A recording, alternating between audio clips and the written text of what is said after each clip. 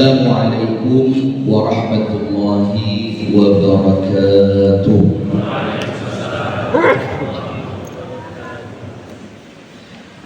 Bismillahirrahmanirrahim. Alhamdulillahi rabbil alamin. Allahumma salli wa sallim ala nabiyyina Muhammadin wa ala alihi wa sahbihi ajma'in.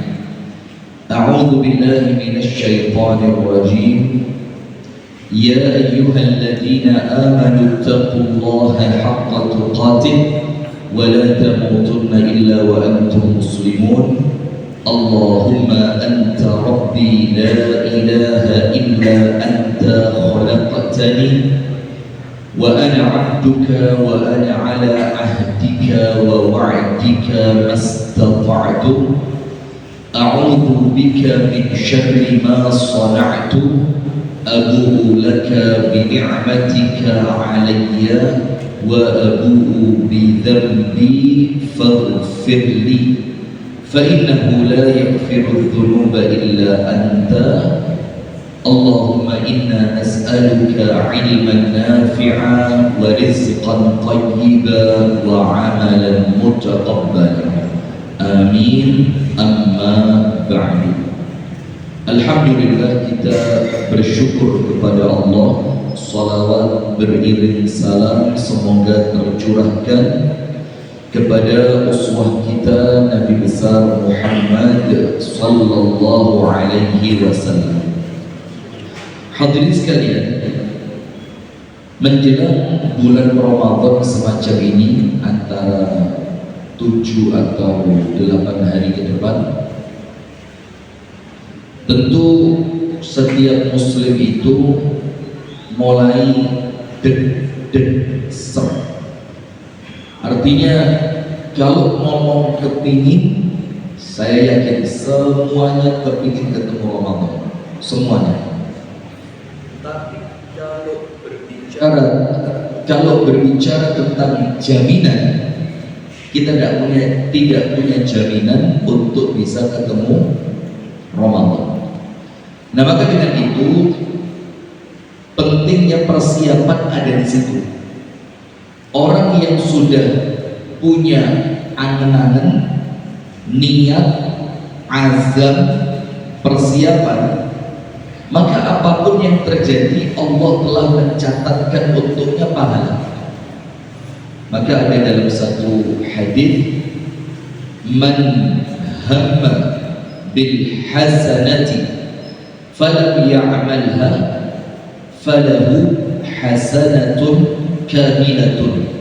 Orang yang berazam, berniat, angan kuat di jeruni hati untuk melakukan suatu kebaikan, ternyata dia terhalang dari kebaikan yang dia niatkan, tentu karena uzur. Maka Allah mengapresiasi, Allah memberikan untuknya satu kebaikan sempurna seperti yang dia cita-citakan. Nah, maka dengan itu jemaah, saya pengajian ini saya bagi menjadi 3 poin, tapi insya Allah singkat-singkat semua, dan mudah-mudahan menjadi bekal untuk kita berjumpa dengan bulan Ramadan. Amin ya rabbal alamin. Yang pertama, amaliyah bulan Sya'ban. Karena ini masih ada beberapa hari Sya'ban ini. Kalau kita ngomong Rajab, kalau Rajab sudah ketiga. Kalau Rajab wis lewat. Jadi kalau panjenengan cerita Rajab wis percuma. Tapi ini masih ada bulan Sya'ban. Amaliyah bulan Sya'ban secara garis besar ada 3. Yang 2 diambil dari hadis sahabat Anas bin Malik. Yang 1 dari amaliyah Rasulullah Muhammad sallallahu alaihi wasallam. Yang 1 dan 2 dari hadisnya Anas bin Malik radhiyallahu anhu. Yang pertama, Sayyiduna Anas ibnu Malik radhiyallahu anhu mengatakan, Kana al-muslimuna idza dakhala Sya'ban inkabbu 'ala al-masahif faqara'aha. Kaum muslimin di zaman sahabat Nabi kalau sudah masuk bulan Sya'ban itu mereka fokus dengan Al-Quran dan membacanya. Sampai banyak riwayat termasuk dari Al-Imam Az-Zuhri, bulan Sya'ban itu dibilang Syahrul Qurra, bulannya para pembaca Al-Quran. Ini bukan Ramadan, Sya'ban.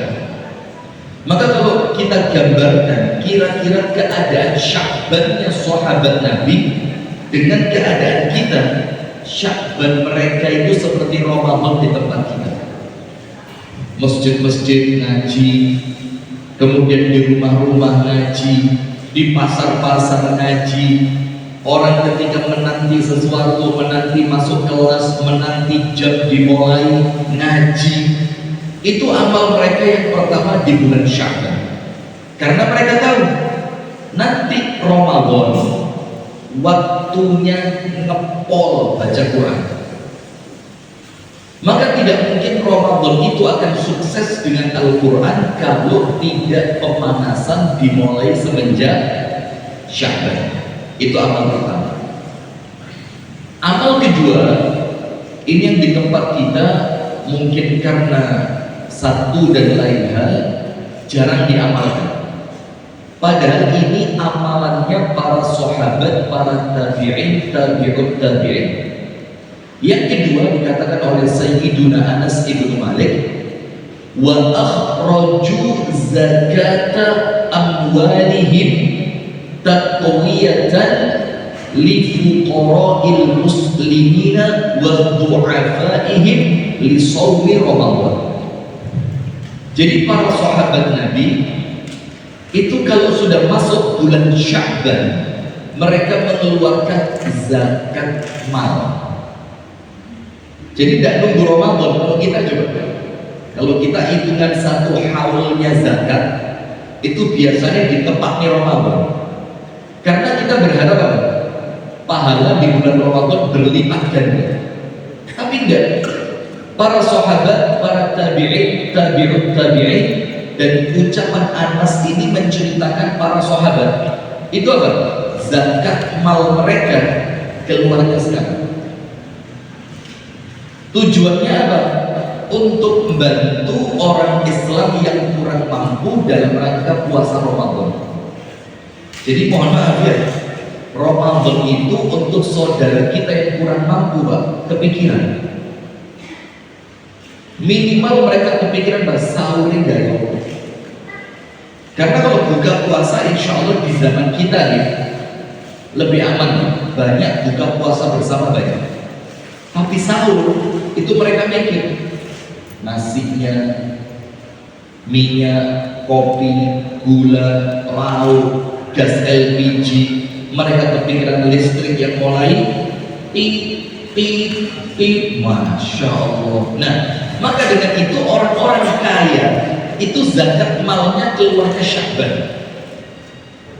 Pertanyaan Ustaz, saya belum wajib zakat mal. Kan ada zakat yang sunnah, yang berarti sedekah. Nah maka alhamdulillah kami dan teman-teman di Kediri itu sudah beberapa tahun itu keliling ke rumah teman-teman dekat kita yang memang mereka itu ahli masjid, ahli ibadah.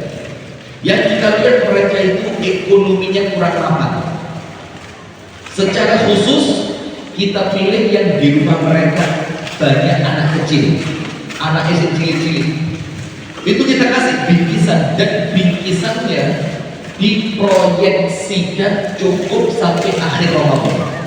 Berasnya yang bagus, minyak, gula, kopi, teh, bahkan kita kasih telur, kita kasih uang di amplop untuk apa ya? Listrik, gas LPG, satu anak sekolah, macam-macam. Dan kalau di rumah itu ada anak kecil, kita kasih apa? Bingkisan untuk anak kecil sahur cek semangat. Walaupun ini diboikot ya, tapi Anda cari alternatifnya. Kita kasih energen, kita kasih Milo, kita kasih susu kental manis, kita kasih biskuit. Yang penting nanti kalau sahur anak-anak kecil ini semangat. Nah makanya PR kita Pak. Yang kedua ini, yang nomor satu fokus dengan Al-Quran. Nomor dua, untuk orang-orang kaya zakat malnya mulai dikeluarkan bulan Sya'ban untuk membantu orang miskin menghadapi bulan Ramadan. Yang ketiga, ini amalannya Nabi. Apa amalannya Nabi? Disebutkan dalam hadis Ibunda Aisyah radhiyallahu anha, "Ma ra'aitu an-nabiyya yasumu akthar fi syahrin min Sya'ban wa kana yasumu kullahu."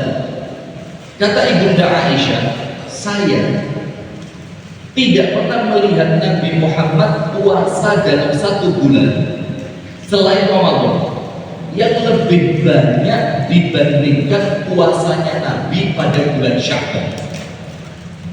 Bahkan Ibunda Aisyah mengatakan wa kana yasumu kullahu. Bahkan kata Ibunda Aisyah, Nabi Muhammad itu kelihatan puasa Sya'ban sebulan penuh. Persiapan untuk apa? Ramadan. Nah, puasanya Nabi pada bulan Sya'ban itu ditanya oleh para sahabat, kenapa kok banyak puasa pada bulan Sya'ban? Jawabannya dua. Nomor satu, syahrun turfa'u fihi al-a'mal wa ana uhibbu an turfa'a a'mali wa ana sha'im. Sya'ban ini bulan di mana pada bulan ini amalan tahunan seorang hamba diangkat kepada Allah. Kemudian Nabi Muhammad mengatakan, dan aku senang amalku diangkat dalam keadaan aku sedang puasa. Faktor yang kedua, kenapa Nabi Muhammad banyak puasa? Yang kedua, syahrun yaghfulu anhu an-nas. Ini bulan banyak manusia lalai. Kenapa? Diambil 2 bulan yang mulia. Sebelum Sya'ban ada bulan suci Rajab, setelah Sya'ban ada bulan Ramadan. Maka tengah-tengahnya ini banyak orang merasa apa? Lalai. Maka Rasul mengatakan, aku tidak mau katut lalai seperti yang lain. Nah maka ini amalan bulan Sya'ban untuk nyambut Ramadan. Nomor satu, fokus dengan Quran, ngaji tok sing akeh. Nomor dua, jangan lupa yang wajib zakat nisab apa haulnya maju sebulan, maju 2 bulan tidak apa-apa. Yang penting ketemunya di bulan Sya'ban. Atau kalau enggak, sedekah tuh kepada saudara kita, tetangga kita, kenalan kita, teman kita yang kurang mampu, wabil khusus yang di rumahnya banyak anak kecil.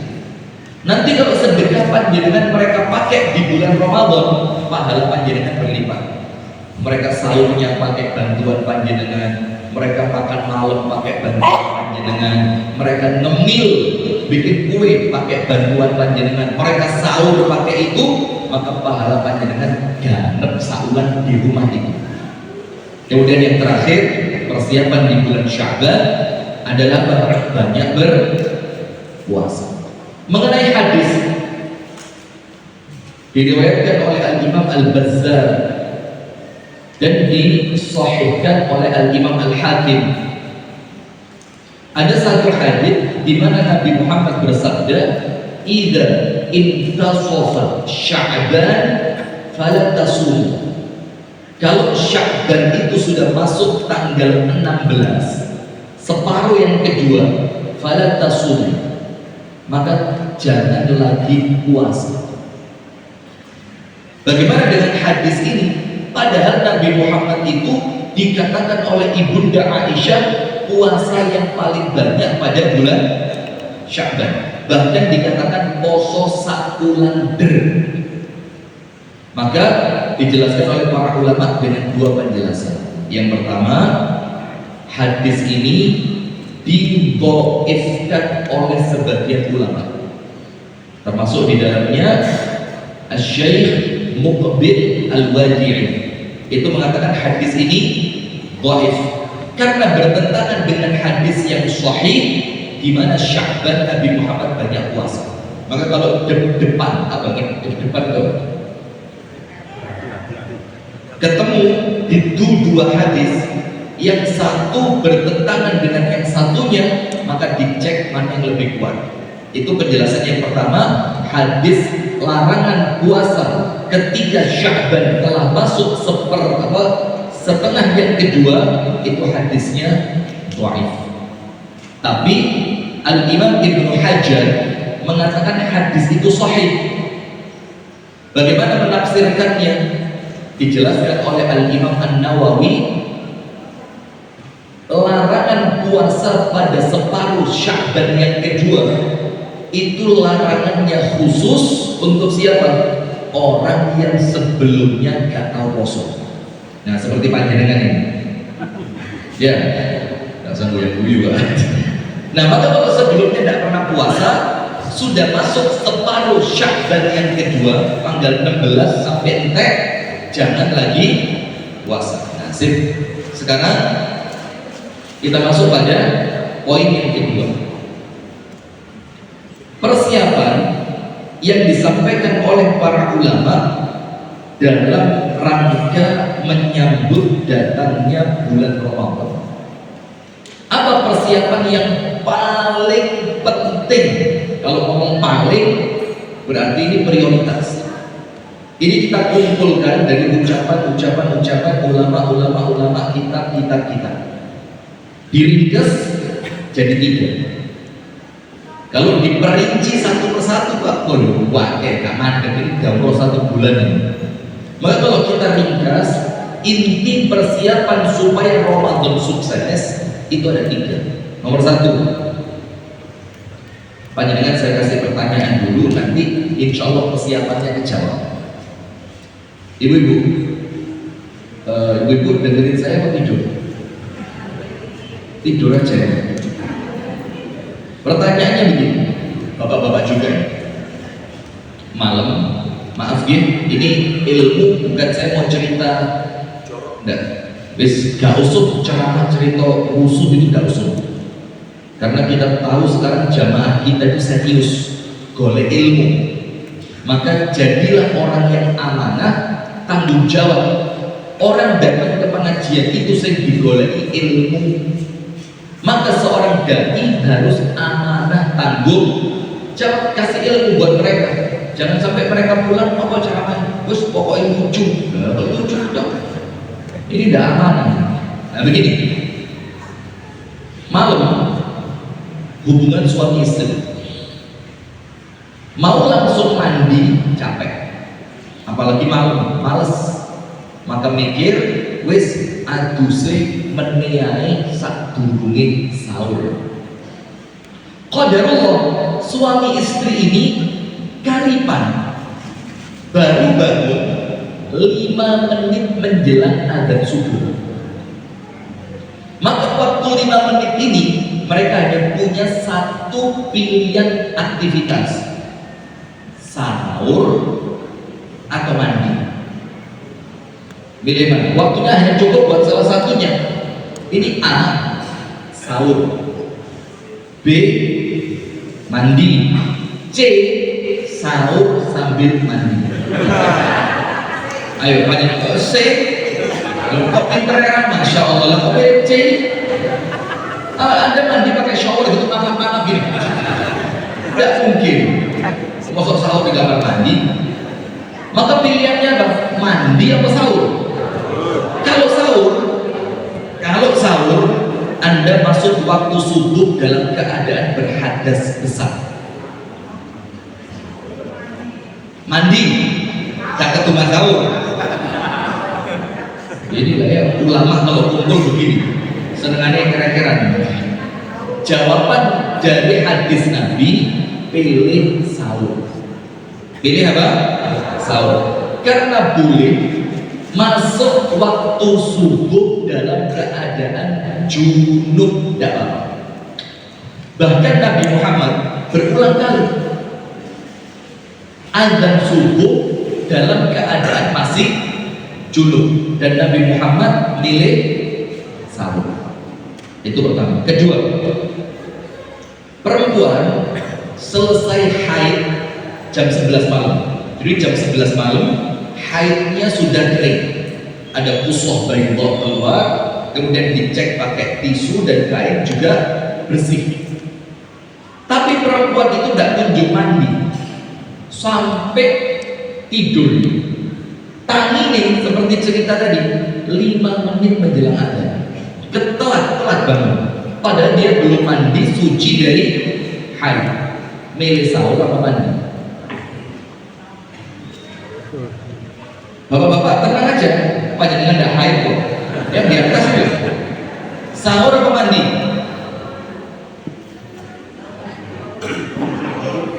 Nah kan, jawabannya mandi.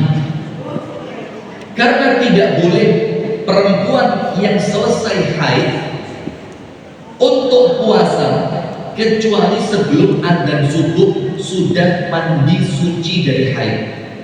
Dikiaskan dengan apa? Dikiaskan dengan suami tidak boleh menggauli istri yang telah kering darah haidnya tapi dia belum mandi. Dikiaskan dengan itu. Walaupun dalam fikih Syafi'i sing penting wis niat maka boleh puasa, tapi mayoritas para ulama mengatakan tidak boleh, karena perempuan suci dari haid dianggap masih haid selama dia belum mandi. Nah maka seperti itu Pak. Nah pertanyaan ketiga supaya panjenengan nanti oh iyo, ada seorang laki-laki, kisah nyata ini, teman kami panahan di Kediri. Ini bukan cerita dibikin, kisah nyata.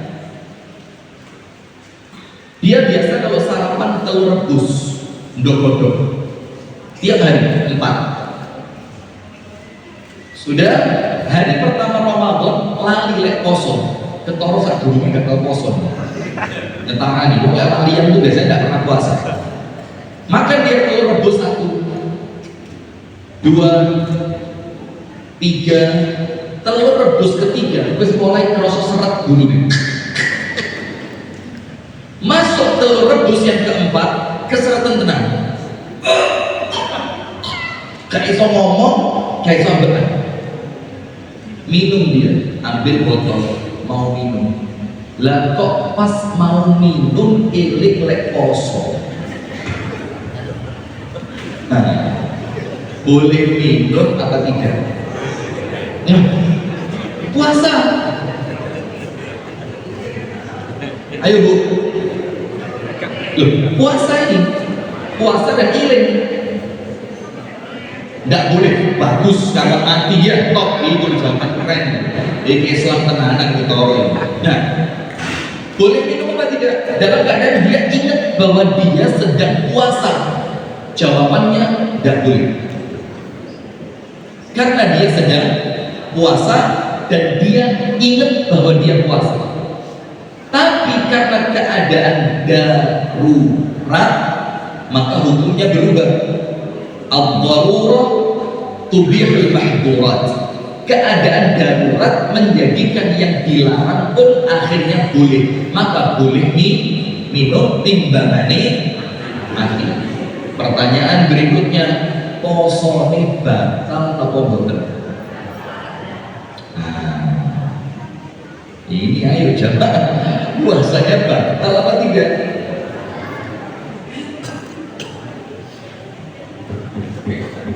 Kesekian, bagi tidak batal? Luar biasa. Puasanya batal karena dia minum dalam keadaan ingat dan sengaja, tapi batalnya tidak berdosa. Batalnya tidak berdosa karena membatalkan puasa wajib hukumnya apa? Haram. Kalau dia membatalkannya tanpa udzur, dosa besar. Contoh, Anda dengar gak pembatal puasa itu muntah dengan sengaja? Iya kan? Tapi pernah gak panjenengan pikir, lu sopo boleh perkara muntah semua joy itu? Pernah mikir? Lu kok pelahur? Pelahur itu apa? Kok kurang gawean? Kok bermen? Lalu kosong kok muntah dengan sengaja? Tapi oleh ulama fikih dikatakan itu pembatal. Tapi pertanyaannya, siapa yang muntah dengan sengaja itu? Ternyata dipelajari dalam kitab-kitab fikih ada. Siapa itu? Disebutkan dalam sebagian kitab fikih Syafi'i, orang yang sakit asam lambung. Ketika asam lambungnya naik, orang itu akan kesulitan napas, kesulitan bergerak, dia tidak akan nyaman. Bahkan asam lambung yang terlanjur naik itu bisa nyerang ke jantung. Mana dokter?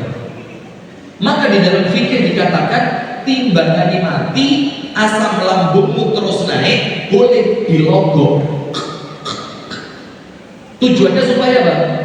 Muntah nanti, na'udzubillah azanallahu wa iyyakum. Ketika dia muntah, asam lambungnya enteng, kata keluar. Maka biasa keluarnya warna apa? Maaf ya, kuning. Itulah asam lambung. Nah, setelah itu puasanya batal, tapi dia tidak berdosa. Kenapa? Memang dia diperlukan untuk membatalkan puasa. Nah, dari sini jamaah kita ngerti, berarti bekal yang paling penting untuk ketemu Ramadan adalah ilmu. Adalah apa? Ilmu. Maka insya Allah tahun depan, mudah-mudahan sehat panjang umur, insya Allah saya bikin di Jombang. Tiap tahun kami mengadakan apa? Daurah fikih Ramadan. Tiap tahun di bulan Sya'ban. Sudah masuk Sya'ban, saya keliling beberapa masjid. Itu daurah fikih Ramadan. Kita baca mulai hukum puasa sampai perintilan kosong. Itu paling selesai dalam waktu 3-4 jam. Bukunya kita bagi gratis. Insya Allah mudah-mudahan tahun depan di Jombang. Amin. Nah sudah, itu persiapan ilmu. Maka sampai Al-Imam Al-Bukhari itu nulis di kitab sahihnya satu ayat Quran, fa'lam annahu la ilaha illallah wastaghfir li dzambika walil mu'minin. Ketahuilah, ilmuilah bahwasannya tidak ada yang berhak diibadahi kecuali Allah, baru istighfar. Apa kata Imam Bukhari? Ini ayat bertujuan Allah menunjukkan kepada kita pentingnya ilmu sebelum berbicara dan beramal. Maka kalau puasa Ramadan itu wajib, maka belajar tentang ilmunya Ramadan wajib. Panjenengan sampai belajar apa dereng? Ilmu kantor Ustaz. Allah saya kira seket mulai poso umur 10 tahun, 40 tahun aku poso. Poso saya belajar ya. Nah buktinya 4 pertanyaan bingung kabeh itu. Padahal itu pertanyaan dasar itu. Itu pertanyaan dasar hanya mengenai sah atau tidak sahnya puasa. Nah maka persiapan nomor 1 ilmu. Persiapan nomor 2 yang paling penting, ini ucapan Al-Imam Ibnul Qayyim Al-Jauziyah, isti'dad al-qalbi, persiapan hati. Bahkan menurut Imam Ibnul Qayyim, persiapan hati ini mengalahkan persiapan fisik, mengalahkan latihan poso, mengalahkan olahraga, mengalahkan tidur yang istirahat yang cukup, mengalahkan minum vitamin, kalah semua. Luwe penting persiapan hati. Kemudian disebutkan oleh para ulama, kenapa Ramadan itu persiapan yang paling penting adalah persiapan hati. Nomor 1, panjenengan beberapa waktu yang lalu kan ramai tentang apa? Malam nisfu Sya'ban. Saya buka HPT Muhammadiyah, Himpunan Putusan Tarjih. Ditulis di sana, tidak ada amal khusus apapun. Dan sholat sekian rakaat, baca ayat ini sekian kali, baca zikir ini sekian ratus kali, duduk di tempat ini tidak ada. Tapi menurut Asy-Syaikh Al-Albani rahimahullah, ada satu hadis tentang nisfu Sya'ban yang hadis itu kuat. Mek situ tok. Apa hadisnya? Yattali'u Allahu Rabbuna tabaraka wa ta'ala ala jami'i khalqihi fi lailatin nisfi min Sya'ban fayaghfiru kullahu illa li musyrik wa musyahid. Ini hadisnya kuat, satu itu tok. Apa artinya? Allah Subhanahu wa ta'ala itu turun ke langit dunia malam nisfu Sya'ban, kemudian melihat semua makhluknya, kabeh didelok sama Allah. Dan ingat, semua yang oleh Allah dilihat itu dosane entek, dosanya habis, diampuni sama Allah. Tapi ingat, yang dilihat sama Allah bukan orang yang tidur, tapi orang yang apa? Ibadah, tahajud, istighfar, doa, wiritan, baca Quran. Itu yang dilihat sama Allah, diampuni semuanya, kecuali dua orang. Nomor satu, musyrik dan belum tobat. Yang kedua, musyahid, min shin alif ha nun, musyahid. Apa musyahid itu? Orang yang antara dia dengan orang lain, apalagi dulu ada masalah dan dia belum bermaaf-maafan. Malaikatnya tanya sama Allah, ya Rabbi, ila mata, sampai kapan dua orang ini tidak kami hapus dosanya? Apa jawaban Allah Ta'ala? Hatta yasqaliha, bukan yasluha, bukan, ditambahi huruf to, yasqaliha.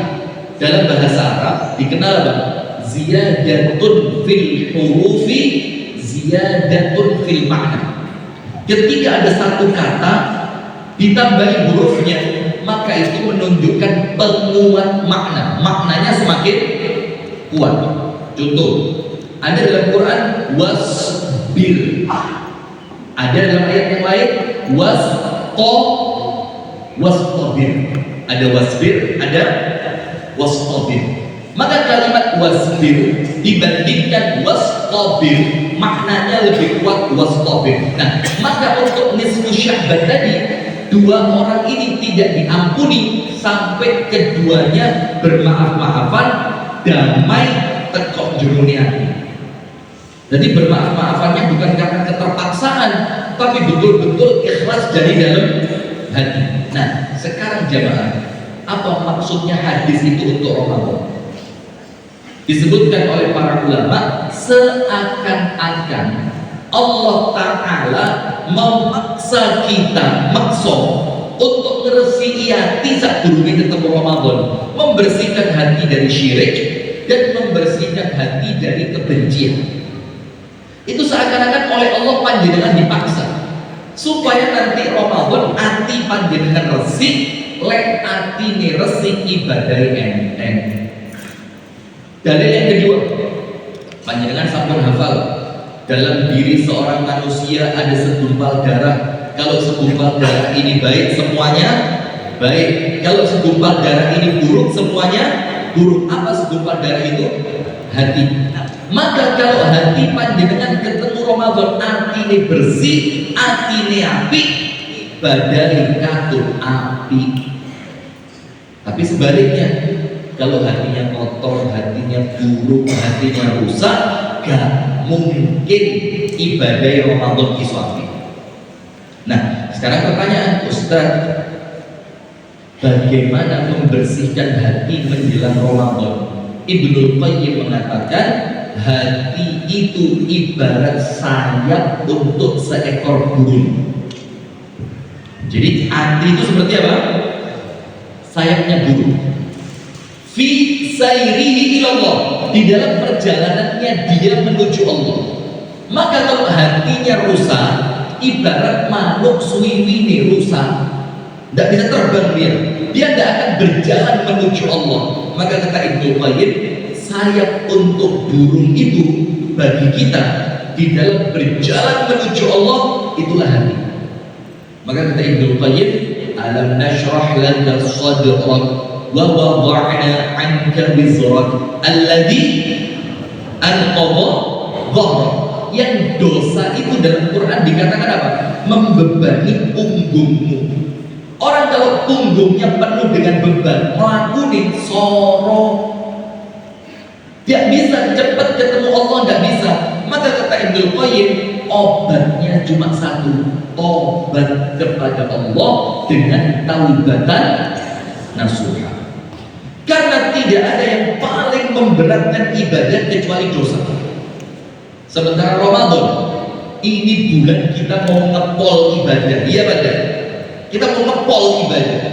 Maka dengan cara itu supaya ibadahnya enteng, nikmat, ketoto, istiqomah, ajek, api, hatinya harus dibersihkan dari dosa. Dengan cara apa?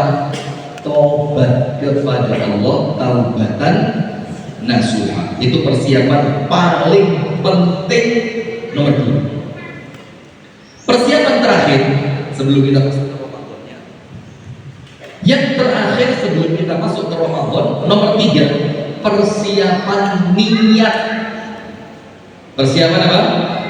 Niat. Nah, sekarang seperti yang saya sampaikan tadi, di Kediri kemarin, di Kediri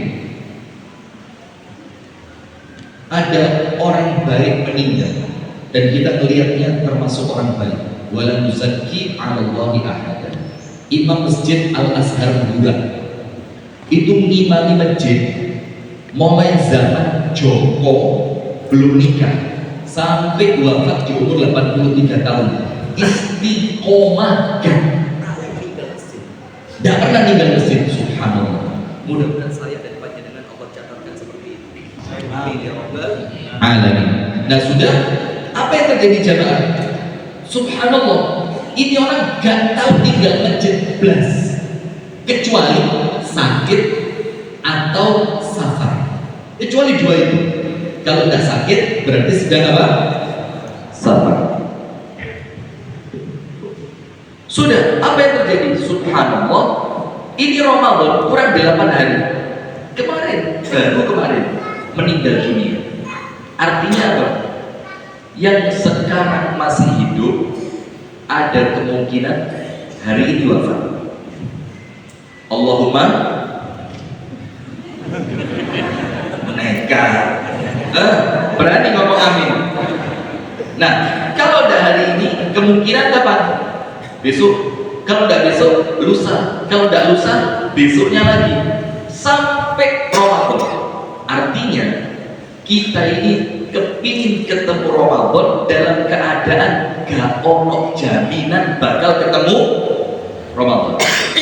Terus Ustaz, apa kuncinya biar kalaupun tidak ketemu Ramadan, na'udzubillah, la qadarullah, kalaupun tidak ketemu Ramadan, minimal pahala Ramadannya dapat? Jawabannya cuma satu, niat. Maka ada hadis seorang laki-laki, kata Nabi Muhammad, mau tidur niat sholat tahajud. Pernah dengar dah hadis ini? Ternyata orangnya keturun sampai azan subuh. Apa kata Rasulullah? Ditulis untuknya pahala tahajud sempurna. Padahal kalau dia sholat tahajud gak mesti diterima tahajudnya, iya benar.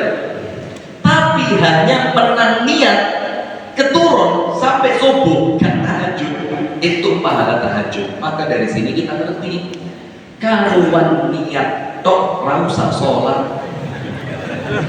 Setuju apa enggak? Kalau banyak dengan setuju ya ngawur. Iya. Karena Karena Allah itu tidak bisa dibohongi, tidak bisa ditipu. Allah tahu mana orang yang niatnya tulus, niatnya tenanan, dan mana yang niatnya main-mainan. Maka mulai sekarang jamaah, noto niat Ramadan, bahkan al-iktar minan niyati as-salihati, memperbanyak niat-niat sing apik mulai sekarang. Gini, ya Allah, kalau saya panjang umur ketemu Ramadan, saya berazam posone serius sabulan. Niat atau bukan? Niat. Ya Allah, kalau saya ketemu Ramadan, saya niat tarawih gak tahu bolong. Niat. Ya Allah, kalau saya ketemu Ramadan, saya niat tiap hari baca Quran minimal 1 juz. Ya Allah, kalau saya ketemu Ramadan, saya niat tiap hari sedekah sekten.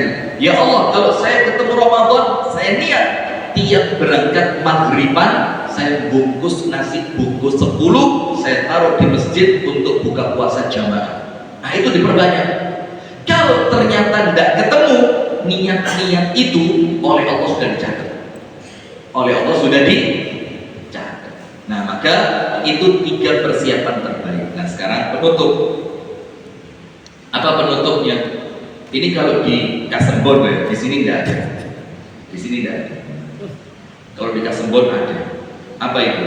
Ramadan itu rame di awal-awal tok. Jombang nggak ada. Jombang sepi mulai awal. Anda kira rame mulai awal dulu, kesenangan Anda ya. Kalau di Kasembon, hari-hari pertama itu ramai. Sampai ada satu masjid tapi tidak seberapa besar. Itu telepon tukang teror. Mas, yang mau terornya seminggu, pasangan DE tani masjid. Kata yang punya teror, iya. Tapi kok kayak seminggu sih mas? Teror ini lek Ramadan gak ayu.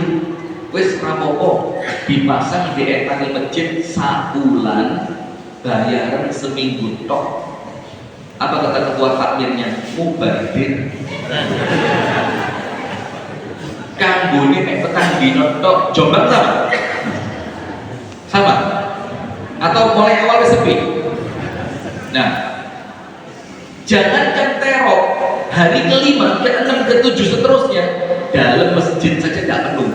Lah, kok gawe teror? Nah, sekarang dengan fenomena seperti itu ada 4 amalan yang dengan 4 amalan ini saya sampaikan secara singkat menjadikan istiqomah di dalam ibadah Ramadan, menjadikan semangat kita itu tidak putus, tidak pedot di tengah jalan.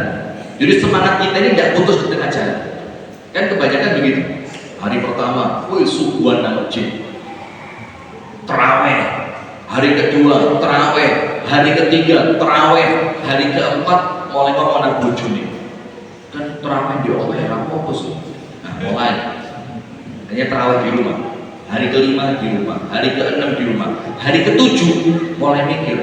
Kan orang 11 rakaat ya ora apa sih? Sing penting kan terawih. Alam witir tok ae sing penting witire kok. Dari yang awalnya 11 mundur jadi 3. Hari ke-9, 10 terawih ini kan sunnah sih. Mas ora terawih kan posone ya sah. Subhanallah, lama-lama ora poso ora apa-apa. Nah, ini ruwet nih. Kenapa? Semangatnya semakin hari semakin luntur. Normal apa betul? Di mana-mana begitu. Jangankan Kasembon. Saya khawatir Kasembon itu niru Jombang kok dalam masalah ini. Saya khawatir ketularan Jombang ini. Nah sudah, maka ada 4 cara supaya semangat panjenengan tidak putus di tengah jalan. Kenapa? Karena Ramadan itu intinya di akhir. Ada yang namanya Lailatul Qadar. Dan Lailatul Qadar itu jamaah bukan sistem cegatan. Cegatan itu polisi lalu lintas. Kalau Lailatul Qadar lewat cegatan, Gusti Allah ditipu sama panjenengan. Ganjil iktikaf, genep ngopi. Ganjil iktikaf, genep domino. ganjil etika genep masuk mall, ganjil. Tidak bisa cegatan model ini. Kita kepingin Lailatul Qadar itu terbangun mulai hari pertama bulan Ramadan. Wis diangen-angen Lailatul Qadar. Cara nomor satu, supaya semangatnya tidak hilang di tengah jalan, bersyukur. La in syakartum la azidannakum. Dan Anda buka tafsir Ibnu Katsir, tambahan dari Allah untuk orang yang bersyukur itu tambahannya apa? Semangat ibadah. Anda buka tafsir Ibnu Katsir. Allah tambah semangat ibadah untuk orang yang pandai bersyukur. Nah, maka sampai Imam Nawawi dalam kitabnya Al-Adhkar itu Imam Nawawi ngomong apa? Dianjurkan, bukan sunnah. Kalau panjenengan belajar fikih, ada sunnah, ada mustahab. Ini mustahab. Karena kalau sunnah wajib ketemu dalil. Orang itu tidak boleh ngomong sembarangan ini sunnah, tapi tidak ada dalilnya, tidak boleh. Tapi kalau mustahab itu boleh pakai dalil umum. Pakai apa? Dalil umum. Maka Imam Nawawi mengatakan minal mustahabbi, termasuk perkara yang mustahab, seseorang itu sujud syukur malam pertama Ramadan ba'da sholat maghrib. Melakukan apa? Sujud syukur. Tapi tidak perlu dikomando.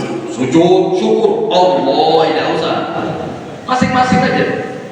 Kemudian setiap panjenengan selesai ibadah matur suwun kepada Allah. Selesai sahur, subuhan, duha, ngaji, alhamdulillah ya Allah sakit sahur, alhamdulillah ya Allah terima kasih bisa subuhan berjamaah, nanti lagi baca Quran, alhamdulillah ya Allah bisa dapat 4 lembar, alhamdulillah ya Allah bisa sholat duha, alhamdulillah ya Allah bisa duhur di masjid berjamaah, sampai buka puasa, sampai terawih. Terus terima kasih kepada Allah, syukur. Karena kalau panjenengan syukur ditambah semangatnya boten pedot. Tips yang kedua, semangat yang panjenengan miliki di awal Ramadan itu pemberian dari siapa? Allah. Bahkan ada orang sih gak tahu ketok di masjid blas. Malam pertama Ramadan sejabayanya, sarungiannya, takwoniannya, kopiahnya, parfumnya, wih, semerbak. Yang tidak pernah kelihatan di lain bulan. Malam pertama Ramadan terawih ngarep dewi. Bahkan lek perlu jadi imam, lek perlu ngarep imam. Apa ngarep imam? Sholat dia. Nah, untuk orang yang semacam itu jamaah, jangan diguyoni dengarin. Gak sholat mana ini? Sudah biarin aja. Kalau tidak bisa ngomong yang baik, pura-pura otak ketok Indonesia. Tapi kalau mau disambut, masya Allah mas, monggo mas, sebelah sini. Monggo mas, sebelah sini. Monggo mas, itu ada air putih sebelah sana. Itu sebelah sana ada minuman hangat kalau panjenengan mau. Semangat dia. Pertanyaannya, lagi mau gak tahu semangat, kok moro-moro semangat? Siapa yang ngasih semangat itu?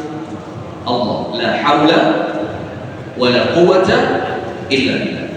Maka begini, kalau kita tahu semangat membara itu adalah pemberian dari Allah, maka berdoalah dan memintalah kepada Allah. Minta sama Allah, ya Allah, sebagaimana engkau beri semangat di awal Ramadan, berikan pula sampai hamba wafat dalam keadaan husnul khatimah. Doanya minimal 3 dan panjenengan sampun apal sedoyo. Doa yang pertama, Rabbana la tuzigh qulubana ba'da idh hadaitana wa hab lana min ladunka rahmah innaka antal wahhab. Nomor 1, ya Allah, janganlah engkau gelincirkan hati kami setelah engkau berikan hidayahmu kepada kami. Doa yang kedua, setelah sholat boleh dibaca sebelum salam. Allahumma a'inni ala dzikrika wa syukrika wa husni ibadatika. Ya Allah, tolonglah hamba untuk terus zikir, terus syukur, dan terus ibadah. Doa kedua. Doa ketiga, ya muqallibal qulub tsabbit qalbi ala dinik. Doa yang lain boleh? Boleh. Kapan Ustadz dibaca? Sebanyak-banyaknya. Minta. Wa qala rabbukum ud'uni astajib lakum. Kalau Anda minta, Allah kasih. Yang ketiga, usahakan puasa panjenengan, puasa seluruh anggota badan. Meripati poso, kupingi poso, lisannya puasa, pikiran puasa, hati puasa, tangan puasa, kaki puasa. Kalau puasanya seperti itu, besar kemungkinan puasa panjenengan diterima. Terus panjenengan tahu apa hadiah yang Allah beri untuk orang yang ibadahnya diterima? Allah mudahkan untuk ibadah berikutnya. Ustaz, poso meripat kuping, lisan, hati, pikiran, tangan, sikil, abot. Jangan mikir saulan. Tidak ada Pak, orang ngomong poso saulan itu tidak ada. Anda cek dalilnya nggak ketemu. Poso itu ayyaman ma'dudat, cuma beberapa hari yang terhitung. Maksudnya Allah apa? Cek gak kroso abot, fokus puasa 1 hari tok. Kenapa? Besok Ramadan seenek boleh jadi panjenengan sudah mati. Allahumma udah apa-apa. Kok dia kayak mati. Sama saya bukti Pak. Bodoh. Nah, maka kalau Anda fokusnya saulan, wabot, ini saulan, apalagi diganggu status WA. Baru hari pertama puasa, nulis status WA, alhamdulillah lebaran kurang 29 hari. Ngerusak. Lalu saya poso saya pertama, wis hitungannya riyo kurang 29 dino, niat ora ini. Atau ada yang lain, siang hari jam 1 awan, panas-panasin Jombang, statusnya video es teh. Esnya kebel gelas-gelasnya kemeringet, terus diudek kuning, klinik, terus diminum, kelak. Ini yang masang status poso nih kayak itu pahala ini. Amin. Luwes ekstrim lagi, bukan es teh, sop buah, nanas, semongko, anggur, melon, nongko, dipasrai es parut di atasnya, ditambahi susu kental manis di atasnya, terus disendok, lidik muni, dipangan, pahala pun teh Mas. Mana yang biasa nggak kayak status seperti itu? Mana orangnya? Jelas ada ini, jelas ada. Beda kalau orang jualan, boleh. Kalau orang apa? Jualan. Namanya jualan dia promosi. Nah, maka dengan itu fokus puasa 1 hari tok. Dino iki kudu apik, kudu sukses, kudu dadi. Kalau hari ini sukses, besok sama Allah dikasih hadiah, puasanya tambah enteng. Paham? Nomor 1, syukur. Nomor 2, minta kepada Allah. Nomor 3, puasa seluruh anggota badan. Maka dengan itu kalau poso diganggu orang, apa yang terjadi? Disuruh ngomong ini so'im, aku sedang puasa. Bukan pamer amalan, tapi ngiling awake dhewe. Ojo sampai poso rusak gara-gara ngeladeni sampean. Itu maksudnya. Maka kalau di jalan raya pepetan, na'udzubillah, terus supir mobil yang lain ngamuk mundur, ayo jawaban engkau ae Mas mari maghrib lagi. Saiki aku sih begitu ya. Ya enggak. Maksudnya apa?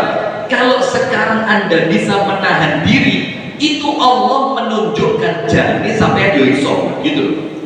Sama seperti rokok, di sisi rokok, di mana ya, masih rokok mana? Itu ketika subuh sampai maghrib kuat apa enggak rokok? Ayo kuat apa enggak? Kuat. Itu maksudnya Allah memberitahu jadi lek gelem maghrib sampai subuh ya podo kuate. Cuma masalahnya hati ini gak karep. Nggih apa nggih? Ini yang game mesti rokok caranya. Sudah, terakhir penutup. Apa Ustaz amal keempat supaya semangat Ramadannya gak pedot di tengah jalan? Yang keempat, usahakan setiap ibadah panjenengan lakukan ibadah zahir dan batin. Kenapa begitu? Kalau ibadah itu zahir batin, kroso nikmat, terasa apa? Nikmat. Kalau terasa nikmat, kepingin mandek atau kepingin terus? Mandek apa terus? Terus. Kenapa? Ibadahnya lahir dan batin. Contoh subuhan tadi.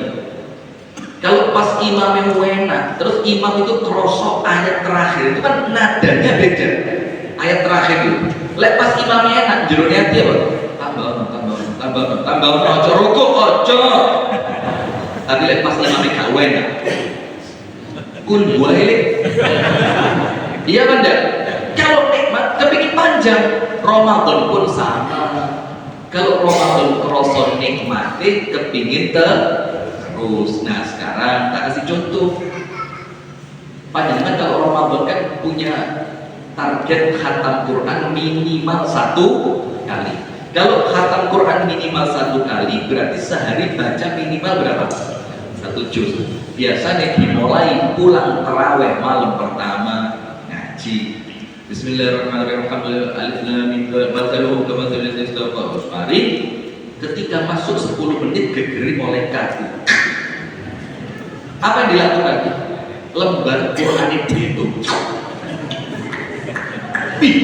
setelu dan burine gak usah dihitung Pak, karena 1 juz itu 10 lembar. Lek sudah panjenengan baca 3, sisanya berapa? 7. Gak terima hitung burine. Kurang pintu. Nah ini moco Quran fisik nopati fisik. Dan saya mau tanya, moco Quran dihitungi model begitu boleh apa enggak? Boleh, enggak apa. Saya juga sering kok. Sampai pinggiran Quran rusak lede karena itu. Itu kalau panjenengan baca kitabnya Imam Nawawi enggak boleh. Memindahkan halaman Quran dengan air liur itu makruh. Itu apa? Nah, terus bagaimana caranya? Ngaji nih, ngaji hati. Apa ngaji hati itu? Lisannya ngaji, hatinya ikut ngaji. Nah, kalau ibadahnya zahir dan batin, insya Allah awet. Itu jamaah sekalian yang dapat kami sampaikan. Semoga ada manfaatnya. Kurang dan lebihnya saya mohon maaf. Hadanallah wa iyyakum ajma'in. Subhanakallahumma wa bihamdika asyhadu an la ilaha illa anta astaghfiruka. Oh ya, ada pertanyaan mungkin ya. Mbak baik satu aja. Allah yang mau bertanya. Silakan yang bertanya.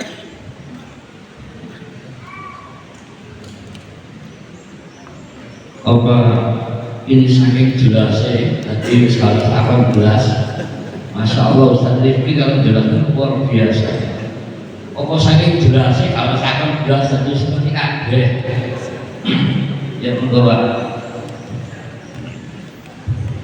Oke, assalamualaikum warahmatullahi wabarakatuh Ustaz. Saya ingin bertanya terkait amanat nisfu Sya'ban tadi. Kalau misal sudah terlanjur dilakukan itu apakah tetap dihitung sebagai amalan bulan Sya'ban, dan bagaimana sikap kita menyikapi lingkungan masyarakat di sekitar kita yang sudah mendarah daging dengan amalan tersebut? Terima kasih.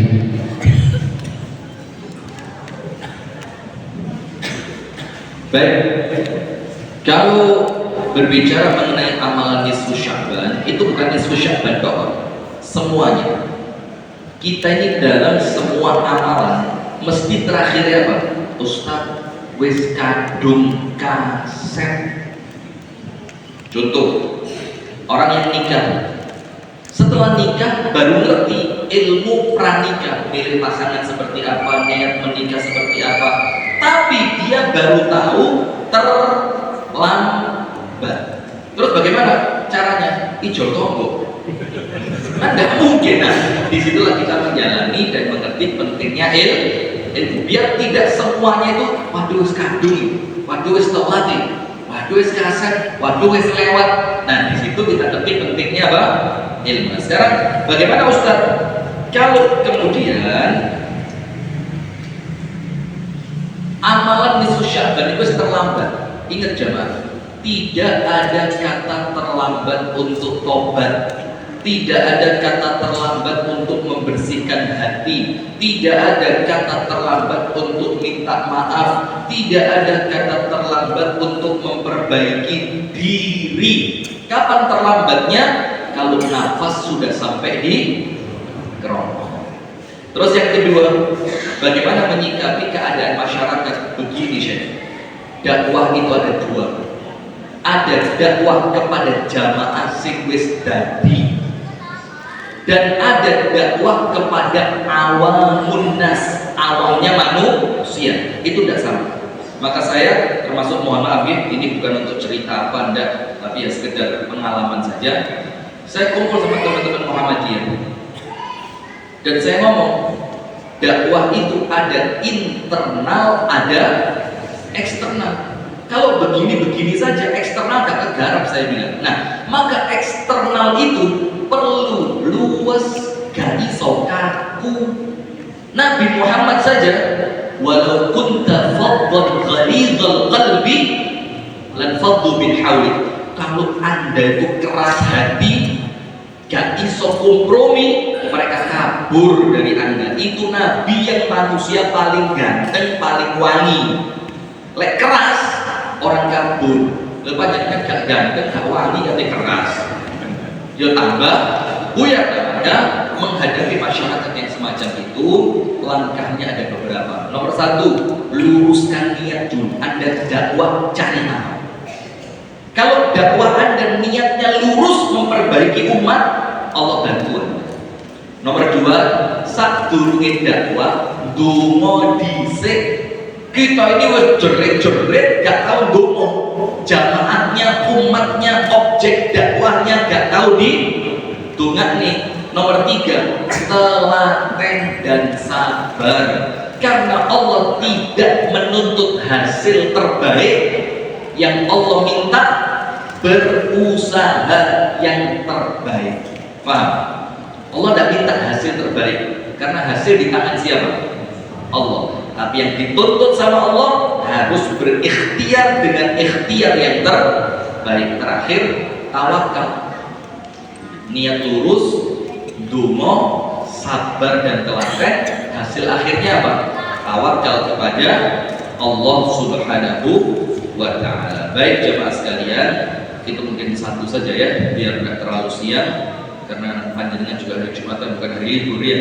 Wallahu ta'ala a'lam bissawab. Subhanakallahumma wa bihamdika asyhadu an la ilaha illa anta astaghfiruka wa atubu ilaik. Dari kami kurang lebihnya kami mohon maaf. Assalamualaikum warahmatullahi wabarakatuh. Waalaikumsalam. Syukran Ustaz, insyaallah luar biasa. Terima kasih. Bulan depan insyaallah kita akan undang salah seorang syekh dari Hongkong, dari Timur Tengah, namanya Muhammad Baghaisa. Insyaallah. Jangan lupa tunggu pengumuman berikutnya ya. Baik. Terima kasih. Kita akhiri. Yang mau sholat isya dipersilakan. Assalamualaikum warahmatullahi wabarakatuh.